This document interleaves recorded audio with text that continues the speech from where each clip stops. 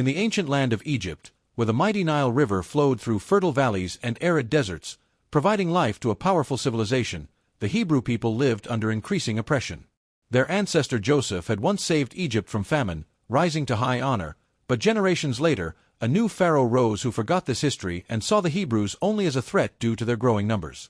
To subdue them, Pharaoh enslaved the Hebrews, forcing them to build grand cities like Pithom and Ramses with backbreaking labor under the sun.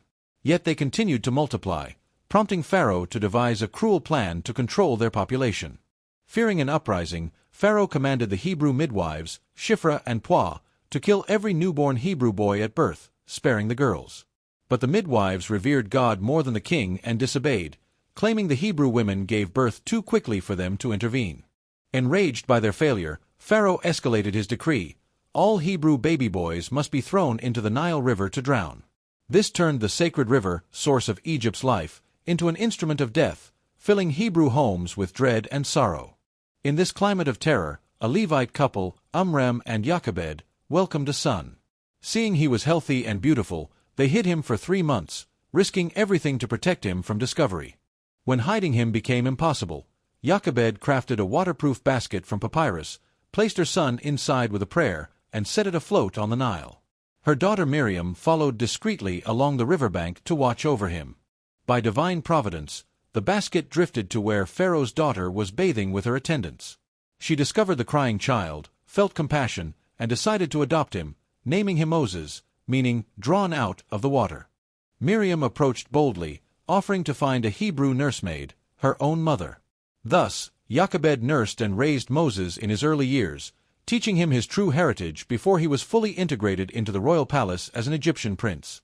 Moses grew up in luxury, educated in Egyptian wisdom, sciences, and arts, but aware of his Hebrew roots, creating an inner conflict as he witnessed the suffering of his people from afar. At around 40 years old, Moses could no longer ignore the injustice. One day, he went out among the Hebrew laborers and saw an Egyptian overseer brutally beating a Hebrew slave. In a surge of anger, Moses looked around to ensure no one was watching, then struck and killed the Egyptian, burying the body in the sand to hide his deed. The next day, Moses intervened in a fight between 2 Hebrews, asking why they harmed each other.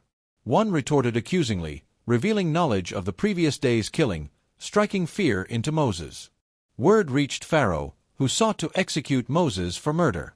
Fleeing for his life, Moses escaped into the wilderness toward Midian, leaving behind his royal status.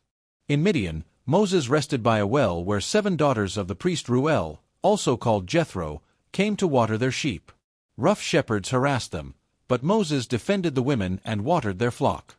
Grateful, Reuel invited Moses to his home, where he married Zipporah, one of the daughters, and they had sons named Gershom and Eleazar. Moses lived as a shepherd, tending flocks in the quiet hills. For 40 years, Moses embraced this humble life, the wilderness teaching him patience, resilience, and leadership through daily care of wandering sheep.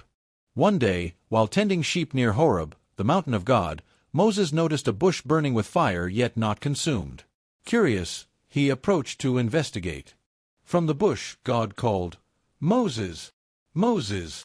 Instructing him to remove his sandals on holy ground, God revealed himself as the God of Abraham, Isaac, and Jacob. God declared he had seen the Hebrews suffering and chosen Moses to lead them out of Egypt to a promised land of abundance. Moses protested his unworthiness and inability, citing his slow speech. God promised to be with him, providing signs, turning his staff to a serpent and back, making his hand leprous then healed. Still hesitant, Moses received Aaron as his spokesman. With God's assurance, he gathered his family and returned to Egypt, ready to confront Pharaoh. Moses and Aaron appeared before Pharaoh, demanding in God's name to let the Hebrews go worship in the wilderness. Pharaoh refused, mocking their God and increasing the slaves' burdens. God unleashed plagues to demonstrate his power. The Nile turned to blood, frogs overran the land, gnats swarmed, flies infested, livestock died, boils afflicted, hail stormed, locusts devoured, and darkness fell. Each plague targeted Egypt's idols, proving God's supremacy, yet Pharaoh's heart hardened, sometimes feigning agreement only to retract. For the final plague, God instructed Passover.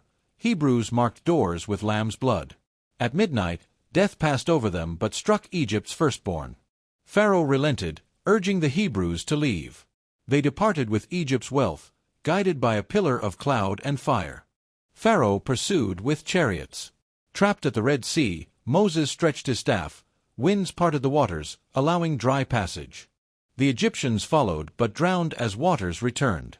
On the other shore, songs of victory praised God's deliverance.